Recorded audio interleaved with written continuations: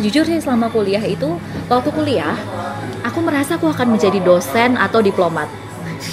Tuh, waktu kuliah aku antara menjadi dosen atau diplomat. Dan waktu kuliah tuh ya aku nggak bodoh-bodoh amat lah. IP ku selalu hampir 4 setiap IPK-nya. Setiap semester ya, setiap semester ya. Jadi aku berpikir oke nih bisa jadi dosen, bisa lah gitu. Tapi kemudian menjelang akhir-akhir itu aku setahun di Jepang, exchange aku di Jepang. Di sana itu jadi kayak aku berpikir ternyata banyak banget ya yang bisa dikerjakan gitu. Gak cuma kamu habis lulus terus kamu bekerja di corporate. Zaman dulu tuh di Jepang lagi hits-hitsnya kayak manga, terus industri kreatif. Nah aku berpikir aku tuh suka nulis. Paling enggak dalam hidupku aku harus mencoba melakukan sesuatu yang aku cintai. Dan waktunya sekarang.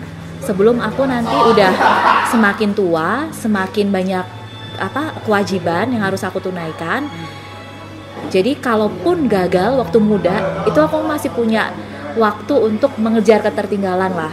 Jadi setelah lulus kuliah, aku nggak daftar dosen, aku nggak daftar CPNS, nggak langsung ambil S2 juga. Tapi aku memutuskan untuk join sama Hipui. 2 tahun pertama dipertanyakan lah, ngapain kamu tuh gitu. Dulu kan ya 2 tahun ya Mas, mungkin tahu lah, membangun perusahaan rintisan 2 tahun pertama itu anjir lah baunya, darah-darah gitu, berdarah-darah. Dulu bisa dihitung seminggu tuh tidur dari 5 jam sehari itu udah bagus. 3 orang aja. Dulu kantornya pertama kali di Bantul,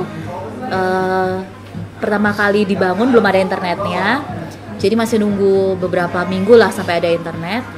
Terus di awal juga kita nggak tahu mau nulis kontennya apa. Ya 2 tahun pertama itu dipertanyakan. Aku juga pulang selalu di atas jam 8 malam, jam 9 malam. Sabtu juga kadang masih kerja walaupun di rumah. Sabtu Minggu masih kerja. Terus kamu ngapain sih gitu. Tapi terus ya terbukti gitu, hal yang aku lakukan, aku cintai, kemudian bisa menjadi pekerjaan yang menghasilkan. Pas kemarin itu memang Mbak Wan ini udah diplotin buat jadi dokter. Enggak CEO-nya Hipui atau kayak sesuai perjalanan itu? Sebenarnya gini sih, waktu awal itu kan bertiga, yang ada Lauri, terus ada aku sama Aulia. Nah awalnya memang yang Lauri ini udah jelas dia nggak akan stay di Hipui, dia akan cabut. Aulia itu dia suka konten, tapi dia pengen melakukan sesuatu yang lebih detail. Kalau media kan luas banget kan, melihatnya tuh kita eagle eye. Kalau dia tuh detail banget orangnya. Terus dia akhirnya bilang kalau aku nggak bisa kalau selamanya di Hipui. Akhirnya dia sekarang di Traveloka gitu. Kalau ditanya aku di plot, sebenarnya enggak. Itu natural proses. Makanya setiap ditanya apakah aku entrepreneur gitu, aku lebih merasa diriku tuh enterpriser karena aku membesarkan suatu produk gitu. Ya Hipui itu kayak, Hipui is my baby gitu. Aku selalu bilang Hipui itu kayak bayiku sendiri. Aku udah yang menelurkan ini juga kita gitu. Dulu waktu masih bertiga ya, tantangannya apa sih Mbak di situ? Waktu masih apa Mas? Masih bertiga ya. Tantangannya kita nggak tahu masa depannya gimana. Terus kita jujur nggak tahu harus bikin konten macam apa. Dan waktu itu ya keterbatasan biaya jelas.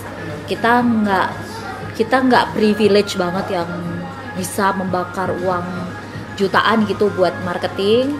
Kita juga nggak punya dana untuk bermewah-mewah riset yang heboh gitu. Jadi kita harus membuat konten kreatif yang oke. Pernah nggak hampir nyerah pas bertiga? Tahun 2015 pertengahan itu kita berkehabisan duit. Jadi runway kita tuh tinggal 6 bulan. Kita cuma bisa ngegaji orang sampai 6 bulan.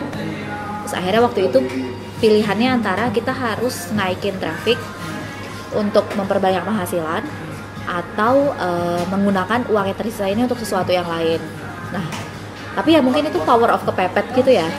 Jadi saat itu akhirnya kita mikir kalau kita cuma hire orang, yang ada nanti pengeluaran kita makin gede juga gitu, operational cost kita makin gede. Belum tentu juga kita bisa bayar gitu ke depannya. Akhirnya uang yang ada itu malah kita gunakan untuk membangun platform yang bisa membuat orang menulis. Siapapun bisa menulis di Hipwi. Akhirnya jadilah Hipwi Community gitu. Oke, sekarang udah berapa? Apanya? Pegawainya sekarang? Sekarang kalau pegawai itu 51, sekitar 51 lah yang tetap ya.